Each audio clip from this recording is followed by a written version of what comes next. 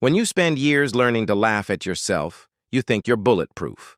I used to believe that. Losing my hair in my late 20s wasn't easy, but I learned to own it. Or at least I thought I had.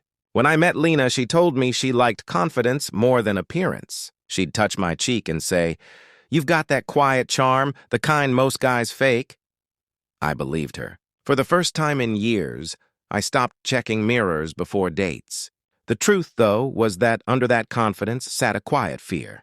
The kind only men who've faced their reflection under harsh bathroom lights understand. I wore a toupee, not the thick, glossy kind people joke about. Mine was subtle, natural, fitted perfectly. It made me feel normal. And for almost a year, no one noticed. Not even Lena. Or maybe she did and just didn't care. At least not until TikTok happened. Lena was a lifestyle influencer, small but ambitious. Makeup tutorials, day-in-the-life vlogs, those trendy couple challenges. She lived for them. I didn't mind at first. She'd ask me to hold the camera, smile during transitions, even taste test her recipes. It was harmless. But as her followers grew, so did the pressure to post something viral. That word became her heartbeat.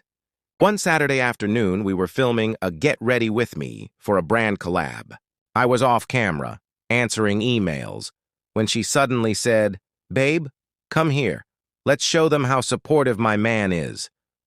I laughed, walked into frame, leaned down to kiss her cheek. The moment was quick, sweet, until she grinned at the camera and whispered, "Don't mess up your hair, babe. It's expensive." The chat exploded with laughing emojis. I froze. My hands brushed my scalp instinctively. She kept laughing. "Relax, it's a joke," she said, still recording. But I saw it.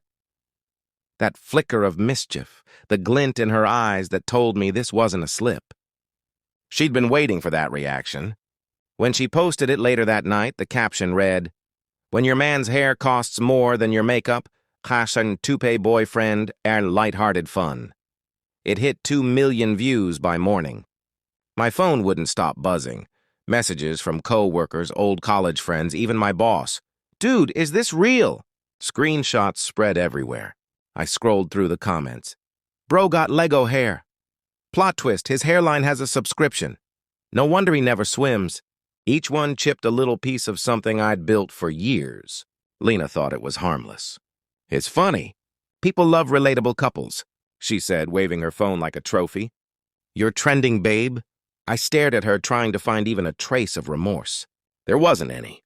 That night, while she edited a new clip, I sat in the dark living room, scrolling through the video again. My laugh at the start sounded real. By the end, it sounded broken. The next morning, I didn't say much. I went to work as usual. She texted me links to her analytics. 80K new followers, brand inquiries doubling. I replied with a single word, "Congrats." The silence between us grew thicker every day. She didn't notice. Or maybe she didn't care because fame has a way of muting guilt. By the end of the week, people at the office were whispering. One colleague, kind, maybe too kind, said quietly, "Don't take it to heart, man." She probably didn't mean it, but she did. I could feel it in the way she looked at me after the video blew up. Not like a partner, but like content. I started sleeping in the guest room. She asked once if I was mad. I said, "I'm fine." She smiled, kissed my cheek, and said, "Good, don't be dramatic." That word, dramatic, stayed with me. 3 nights later, while she rehearsed for a live stream, I quietly opened her laptop. Emails filled the screen, PR contracts, brand deals, influencer chats. One line caught my eye. "We love the humor between you and your boyfriend. Would he be open to being part of the next campaign?" I stared at it for a long moment. Then slowly I smiled. She wanted content? She'd get it. Just not the kind she expected. I didn't tell her what I saw in those emails. I just closed the laptop, smiled politely, and told her dinner was ready. That small act of silence, that decision not to argue, was when everything quietly shifted inside me. Lena mistook my calm for forgiveness. She posted more videos, each one a little bolder, each joke cutting a little deeper. "My boyfriend won't go swimming with me," she said in one clip. "Guess chlorine isn't good for glued hair." The laughter in the comments was louder now. I stopped reading them after the third post. Instead, I started planning. I spent years working in brand partnerships for tech startups, contracts, PR clauses, non-disclosure agreements. I knew the rules companies used to protect themselves. And more importantly, I knew what they hated most: controversy. Lena didn't read those terms. She just signed. She was too focused on the numbers. The next week, she got invited to a luxury skincare campaign, her biggest deal yet. She screamed when she got the email. "Babe, this is it! They're sending me to LA! Can you believe it?" I nodded, smiled. That's great. What I didn't tell her was that I'd already spoken to someone I used to work with, a quiet PR manager from that same company. I simply asked, "Out of curiosity, do you guys check influencer reputations before onboarding?" She said yes, of course. Then I asked, "Even if they're going viral for questionable humor?" She hesitated, then asked for a link. I sent her the TikTok. I didn't have to add anything. The comments spoke for themselves. Jokes about me, about men, about aging and appearance. Words like humiliation and mocking did the rest. Lena had no idea. She kept recording, posting behind the scenes of her new opportunity. She ordered new outfits, practiced fake laughs, talked about how kindness was her brand. I watched quietly. Every night she'd come to the guest room to show me her new drafts, and I'd say, "You're doing great." The campaign launch was scheduled for 3 weeks later. I marked the date in my calendar. Meanwhile, I started working on myself again, the part of me that wasn't wrapped around hairlines or pride. I shaved my head completely one morning, looked in the mirror, and smiled. I hadn't seen my real reflection in years. It felt like breathing. When Lena saw me, she froze. You shaved it?" "Yeah," I said, setting the razor down. "I wanted to see what I actually look like." She blinked, confused. "But my followers love the look." I laughed softly. "Your followers, Lena, not mine." She frowned, but didn't press further. There were always cameras to face, filters to apply, stories to tell. 2 weeks later, the campaign teaser dropped, or tried to. That morning, she came running into the kitchen, phone in hand, her voice trembling. "They canceled. They said they're reevaluating the partnership because of online backlash?" I poured my coffee, looked up, and said, "Online bullying, maybe?" Her eyes darted toward me. "What do you mean?" I shrugged. "You said it was all jokes, right? The internet doesn't always agree." She opened her mouth, but nothing came out. Then her phone buzzed again. Another brand, another cancellation, one after another. Her expression crumbled like wet paper. I didn't gloat. I didn't smile. I just sipped my coffee and said, "I'm sorry, Lena, that's rough." She sat across from me, silent, scrolling through her notifications, unfollows, angry DMs, hashtags turning against her. The same audience that built her had decided she was mean-spirited and toxic. I'd done nothing but send a single link. That night, she came into my room. No phone, no makeup, just tears. "You could have defended me," she said quietly. "You could have told people I'm not a bad person." I met her eyes and said, "You could have done the same for me 3 weeks ago." She looked down, whispered, "I was just trying to be funny." "I know," I said. "So is the internet." For a long moment, she didn't speak. The silence between us finally felt honest, not tense, not vengeful, just empty. She left the next morning with 2 suitcases and no words. I deleted my TikTok that afternoon. It wasn't protest. It was peace. 2 days later, someone tagged me in a post. A fan had reposted the original video with a new caption. "Careful who you mock for being real. Karma doesn't need a filter." I didn't comment. I didn't even like it. I just smiled. Because for once, I didn't need to say anything. Karma already had the caption. After Lena left, the apartment felt like a hotel room after checkout, tidy but hollow. Her ring light stood abandoned in the corner, still facing the mirror where she used to rehearse smiles. I should have felt triumphant. Instead, I felt nothing. Silence has a strange echo when it's not shared. The first few days passed quietly. I went to work, came home, cooked simple meals. Sometimes I'd catch myself glancing at my phone out of habit, expecting her messages. But there was only calm. For the first time in months, I realized how peaceful my life had been before I became someone's content. Friends reached out, half sympathy, half curiosity. "You good, man?" they'd ask. "She's getting dragged online." I told them I didn't want to talk about it. One night, a coworker texted a link. I opened it despite myself. It was a new video on Lena's page. No filters, no background music, just her sitting by a window with swollen eyes. "I made a mistake," she said softly. "I hurt someone who didn't deserve it." I thought it was harmless, but watching the comments now, it feels like I'm living inside that cruelty. Her voice cracked. "If you're watching this, I'm sorry."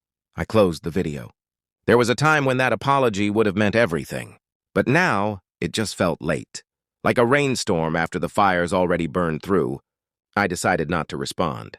Instead, I focused on rebuilding myself, piece by piece. The first thing I did was change my morning routine. No scrolling, no mirrors, just a jog through the park, headphones in, breathing with the sunrise. Somewhere along those runs, I stopped thinking about the toupee. The weight of pretending just lifted. One Saturday, I bumped into an old college friend at a coffee shop, Nora. She'd always been the type to notice when people tried too hard to seem fine. "You look different," she said, smiling. "Good different," I laughed. "I shaved off a few lies." She tilted her head. "You mean the hair or the girl?" "Both," I said. We talked for an hour, about work, travel, small things that didn't require followers or hashtags. She didn't ask about Lena until we were leaving. Was she really that cruel or just lost? I thought for a second. Both, maybe. But I was lost too, just in a different way. That night I checked my email. Buried between spam and newsletters was one from Lena. The subject line read, "Please read this once." I hesitated, then opened it. "I know you don't owe me anything. I just want you to know that I deleted the video. I've been losing followers every day, but maybe I deserve that. People keep calling me fake. It hurts. But not as much as realizing I made you feel small to feel big myself. I'm starting therapy. I'm sorry." I read it twice. Then I clicked archive. Forgiveness doesn't always require an audience, and I didn't know the past a curtain call. Weeks passed. My hair grew out a little, not enough to hide the truth, but enough to remind me that I didn't need to. I even laughed when my coworker joked, "Bald suits you. It's like honesty on your head." At work, I started getting small recognition, a promotion talk, new clients. The world was quiet again, and I realized something simple but powerful. Peace doesn't need applause. One afternoon, I got a call from a journalist. "Hi," she said. "We're doing a feature on online privacy and cancel culture. I heard your story went viral. Would you like to share your side?" I thought about it. About Lena. About the comments, the jokes, the silence that followed. Then I said, "No, thank you. The story's over." She paused. "You sure? It could help others." "I'm sure," I said. "They'll learn when they're ready. Just like we did." I hung up and looked out the window. Somewhere, another person was probably uploading their own lighthearted joke, unaware of what it might cost. But that wasn't my problem anymore. That night, I posted a picture. Not a TikTok, not a story. Just a single photo on an old account I barely used. It was me smiling under sunlight, no filters, no captions. Except one. Authenticity doesn't need followers. I turned off notifications, placed my phone face down, and let the quiet fill the room again. Outside, the city hummed softly, like applause only I could hear. A month later, life settled into a rhythm that didn't revolve around notifications. Mornings began with quiet coffee and the sound of street vendors setting up below my apartment. Evenings ended with books instead of screens. I'd stopped chasing validation the way I once chased Lena's laughter. The world had kept turning without me online, and that was its own kind of miracle. Still, sometimes I caught echoes of the past. I'd walk by a billboard with an influencer's face and feel that flicker of memory, how easily a smile could hide an agenda, how fast affection could turn into content. But instead of bitterness, what I felt most was gratitude. The storm had stripped away everything that wasn't real. Then one evening, while leaving work, I saw Lena again. It was at a small coffee shop near the metro. She was sitting alone, hoodie pulled low, phone face down for once. I almost walked past her, but she looked up and our eyes met. For a second, neither of us moved. She gestured toward the empty chair. I hesitated, then sat. She smiled weakly. "You look good." "You too," I said, and meant it. There were faint shadows under her eyes, but also something softer, humility maybe. "I've been off social media for a while," she said, tracing the rim of her cup. "It's weird. The quiet. I didn't realize how much noise I'd been living in." I nodded. "Silence tells the truth louder than applause." She gave a small laugh. "You always talked like that, like every sentence had a soundtrack." "I just learned to listen," I replied. There was a long pause. Then she said, "I know it's late, but I really am sorry. Not just for the video, for treating you like a prop. You didn't deserve that." Her voice cracked on the last word. I saw it then, the guilt that had finally caught up. And instead of anger, I felt something unexpected, peace. "You don't owe me anything," I said quietly. We were both pretending. I wore a toupee. You wore a persona. The internet loved both. Maybe that's the problem? She smiled sadly. "You always knew how to make pain sound poetic." "It's not poetry," I said. "It's perspective." We talked for another hour, about nothing important. Books, food, where we'd been. When she finally stood to leave, she looked lighter. "Take care, okay," she said. "You too, Lena." As she walked out into the night, I realized forgiveness wasn't a line you deliver. It's a door you quietly close behind you. That weekend, Nora and I went hiking. She'd become a gentle constant in my life. No drama, no games. At the top of the trail, she snapped a photo of me laughing, wind whipping across my bare head. She showed me the picture. "See? You look like freedom." I smiled. "Feels like it, too." Later that night, I posted that same photo. Not to brag, not for attention, just because it felt right. The caption read, "Some stories don't need revenge. They just need an ending." Hours later, I noticed a familiar username had liked it. Lena. No comment, no message. Just a quiet acknowledgement. And maybe that was enough. I closed the app and looked at the reflection in the window. No toupee, no pretense, no ghost of who I used to be. Just a man who learned that silence, when earned, is the loudest sound in the world. The city lights shimmered outside, reflections dancing on glass like pixels fading from a screen. Somewhere out there, another video was going viral, but not mine. Not anymore. Because this time I wasn't the content. I was the lesson, and for once Karma didn't need to write the caption. I already had.